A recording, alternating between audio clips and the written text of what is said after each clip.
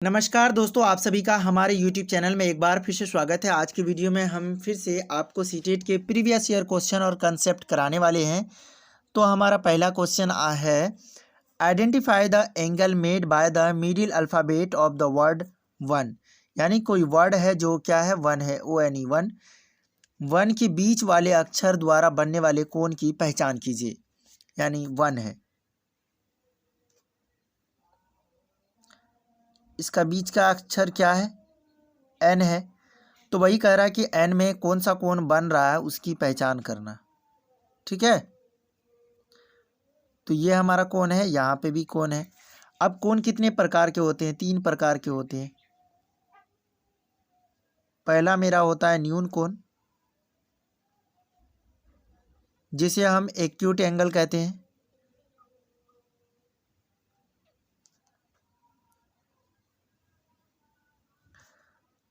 उसके बाद हमारा दूसरा होता है समकोण।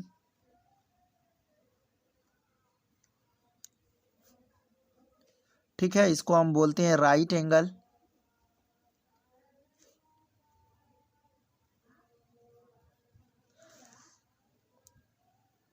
उसके बाद तीसरा हमारा क्या होता है, ऑब्ट्यूस एंगल, अधिक कोण। अधिक कोण, ठीक है, ये 3 कोण हो गया हमारा। अब इसमें से कह रहा है कि हमारा जो बीच का अक्षर N है उसमें कौन सा कोण बन रहा है। तो यहाँ पे कोण बन रहा है, यहाँ पे, तो हम देख सकते हैं कि ये न्यून कोण है। नेक्स्ट क्वेश्चन है हमारा 16 number, the table show the mark obtain the 3 student before and after studying mathematics in group. कह रहा है कि 3 विद्यार्थियों के समूह में गणित पढ़ने से पहले और बाद में प्राप्त अंकों की तालिका दर्शाती है। तो इसमें हमें दिखाया गया है कि एक तरह से एवरेज फाइंड आउट करना है। तो एवरेज हम इसका भी निकाल सकते हैं और इसका, तो दोनों को हम जोड़ देंगे हम। ठीक है, तो हमारा एवरेज हो जाएगा 67, 54 और 63।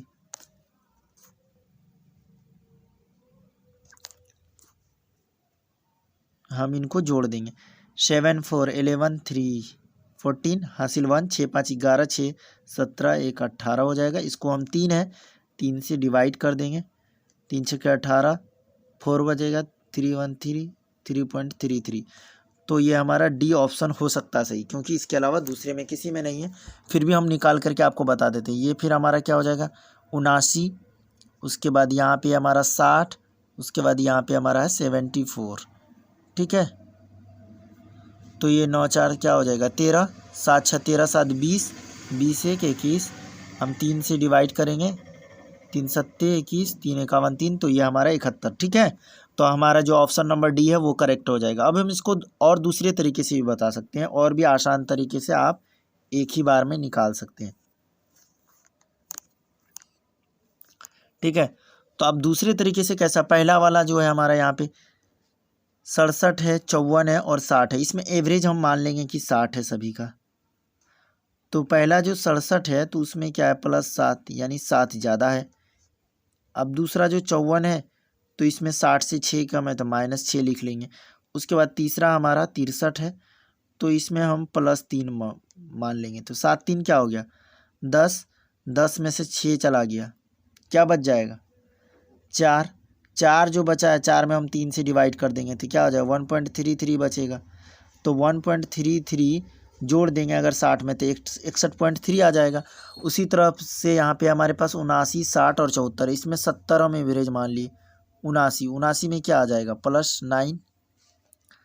अब 60, 60 में क्या हो जाएगा, -10। उसके बाद फिर है हमारा 74, तो इसमें हो जाएगा +4। तो फिर क्या आ जाएगा, 9 4 13, 13 में ये -10 चला गया, क्या बच जाएगा, 3। 3 में 3 से हम डिवाइड कर देंगे, क्या आ जाएगा, 1। 70 हम एवरेज माने हैं, 1 फिर यहाँ से एवरेज निकल के आया, तो 70 1 71। तो इस तरह से दोनों तरीके से आप निकाल सकते हैं। ठीक है, अब हमारा नेक्स्ट क्वेश्चन है, निम्नलिखित अक्षरों के किस समूह में क्षैतिज और ऊर्ध्वाधर दोनों प्रकार की सममित रेखाएं हो सकती है। यानी कि क्या हो सकती है, सिमेट्री हो सकती है।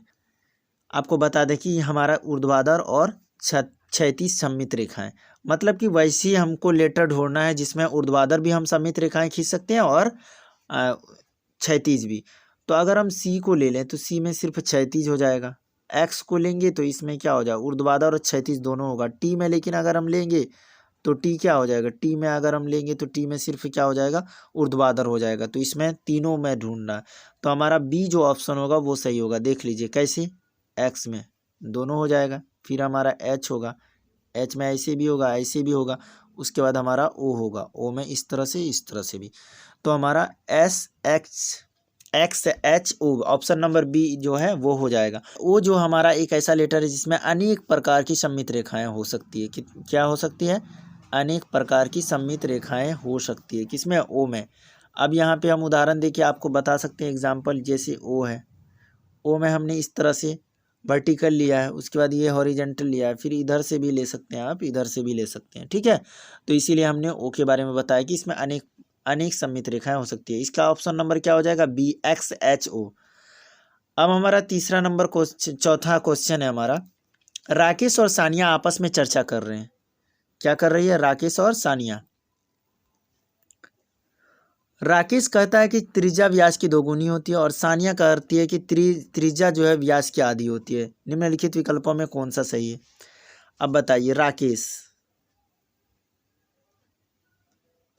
क्या कह रहा है कि त्रिज्या व्यास की दोगुनी है।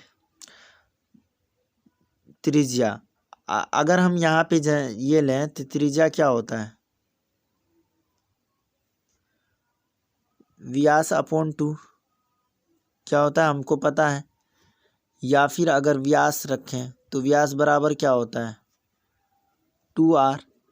मतलब कि व्यास जो है त्रिज्या का 2 गुना होता है और त्रिज्या क्या होता है, व्यास के आधी होती है। तो आप यहाँ पे कह रहा राकेश सही है और सानिया गलत है। राकेश तो कह रहा है कि त्रिज्या व्यास की 2 गुनी है, तो त्रिज्या तो व्यास की 2 गुनी होती नहीं है। और उसके बाद दूसरा क्या है, सानिया सही है, सानिया और राकेश गलत है। तो ऑप्शन नंबर बी करेक्ट हो जाएगा। सानिया सही कह रही है कि त्रिज्या जो होती है वो व्यास की आधी होती है, ठीक है। अब हमारा नेक्स्ट क्वेश्चन है, 5वां नंबर प्रश्न है, अरीबा अंग्रेजी अक्षरों गणितीय अंकों में कोण ढूंढती है, निम्नलिखित में किस समूह में उसे केवल समकोण मिलेंगे। समकोण को 90 डिग्री के कोण। अगर हम पहला वाला ले लें कि यहीं पे अब हमारे पास न्यून कोण आ रहा था, ये तो पहले ही खत्म हो जाएगा। अब हमारा ऑप्शन नंबर बी है, एक्स अगर लें तो ये क्या है, न्यून कोण आ रहा है, ये भी खत्म। अब हमारा ऑप्शन नंबर सी है, एच में देखिए यहाँ पे भी 90 डिग्री बनेगा, इधर भी 90 बन जाएगा, ये वाला भी 90 बन जाएगा, ये भी 90 बन जाएगा। तो एच तो होगा। फिर अब 5 में यहाँ से यहाँ तक ये 90 बन जाएगा। अब ई लेंगे तो ई में भी क्या होगा, 90 बनेगा, यहाँ पे बनेगा, फिर यहाँ पे, फिर यहाँ पे, फिर यहाँ पे, तो ई भी हो जाएगा। तो इसका क्या हो जाएगा, 19 का option number C is correct हो जाएगा, ठीक है। अब हमारा नेक्स्ट क्वेश्चन है, 6ठा नंबर प्रश्न है, किसी संख्या के गुणनखंड हो सकते हैं, किसी संख्या के गुणनखंड हो सकते हैं। The factor of any numbers are, suppose that कि हम यहाँ पे 3 नंबर ये 4 ले लिए, 4 का फैक्टर क्या हो सकता है, 2, 4 और क्या हो सकता है 1। तो ये क्या है, या तो जो संख्या उसके बराबर होगा या फिर उस संख्या से छोटा होगा। तो हम क्या हो सकते हैं इसमें, ऑप्शन नंबर क्या हो सकता है, संख्या के बराबर या उससे कम, संख्या के बराबर या उससे अधिक। तो ये हमारा option number A is correct हो जाएगा, संख्या के बराबर या उससे कम, ठीक है। अब हमारा नेक्स्ट क्वेश्चन है, वेनु को 25 सितंबर 2021 के दिन क्या हो रहा है, वेनु को 25 सितंबर 2021 के दिन घर की सफाई करते समय अपना जन्म प्रमाण पत्र मिला।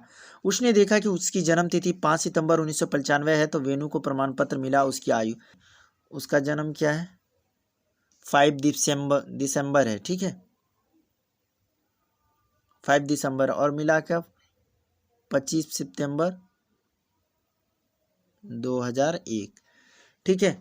तो अब हम यहाँ पे ये कर सकते हैं, 5 दिसंबर 1995, 5D से 1995, 5D से लेकर के 5D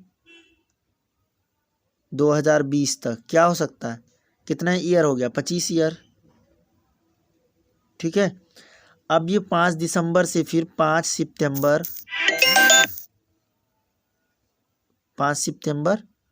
2021, 5 सितंबर 2021, तो 5 5 दिसंबर से 5 सितंबर 2021 तक कितना हो जाएगा? 9 मंथ। क्या हो जाएगा? 9 मंथ।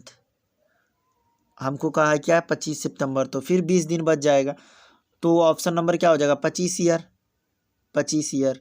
9 मंथ, 9 मंथ 1/2, 9 दूना 18, 1 19, 19/2, तो ये हो जाएगा answer. Option number B correct हो जाएगा। या फिर हम इसको दूसरे तरीके से भी निकाल सकते हैं। जन्म तो उसे मिला क्या? 25 सितंबर 2021, तो 25 लिख देंगे। मंथ क्या? सितंबर 9 2021, और उसकी पैदाइशी क्या है? 5 दिसंबर 12 और 1995। इस तरह से भी आप उसका डेट ऑफ बर्थ निकाल सकते हैं। यहाँ पे क्या हो जाएगा? 20। अब ये 9 ये छोटा है किससे? 12 से, तो ये इससे पहींचा लेगा इधर से, तो लेगा तो ये क्या? इधर साल में है तो पूरा साल ले लेगा। अगर जब 1 साल पहींचा लेगा तो कितना लेगा? 12 मंथ। 12 ना कितना हो जाएगा फिर? 21। 21 में 12 चला जाएगा तो फिर क्या बच जाएगा? 9। इधर क्या बच जाएगा? जब इसका 1 साल चला जाएगा तो ये क्या बच जाएगा? 2020। 2020 में 1995 चला जाएगा तो क्या बच जाएगा? 25 ईयर। तो क्या आ जाएगा? 25 ईयर, 9 मंथ और 20 डेज। ठीक है, यही तो हमने उस तरह से भी निकाला था।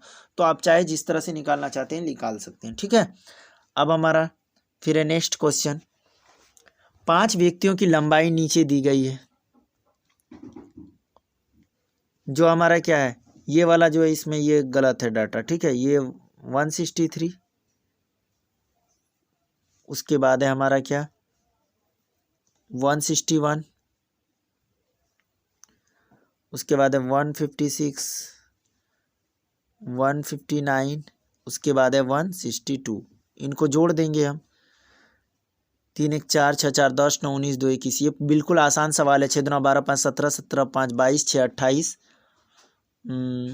28 2 30, हासिल 3 5 3 8, 801। ये क्या आ गया? सेंटीमीटर में। इसको मीटर में चेंज करेंगे तो 8 metre 1 centimetre. Option number B correct हो जाएगा।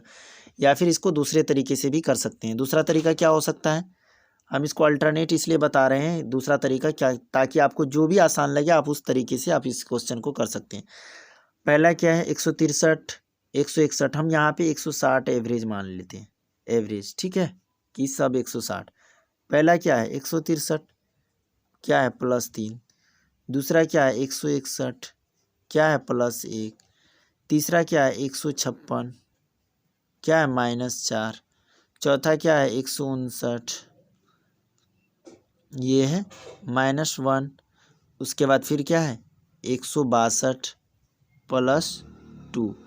तो प्लस वाले को एक साथ जोड़ देते हैं। 2 1 3 3 6। तो यहाँ पे मेरा प्लस वाला कौन कौन हो गया? +2 +1 +3 क्या हो जाएगा? 6। और ये हो जाएगा 4 1 5। तो 6 में से 5 चला जाएगा, क्या बच जाएगा? 1। इधर मेरा क्या है? मैंने 160 एवरेज माना है, तो 160 है तो 5 है एवरेज, 5 का एवरेज है तो क्या था? 800।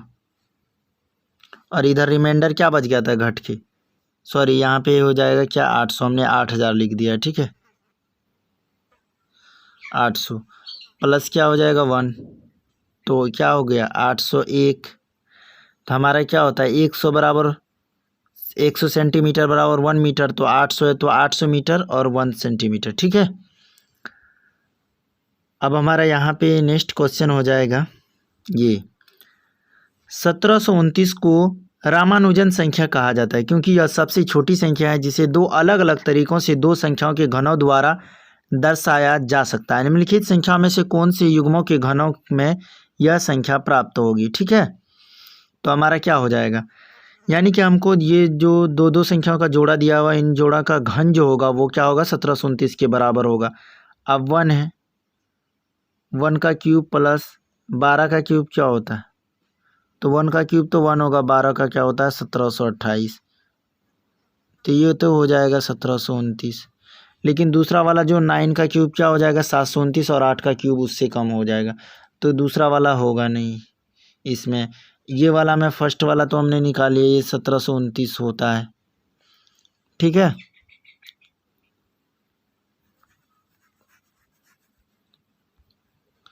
1729 1 प्लस ये हो जाएगा 1728 बराबर हो जाता है 1729।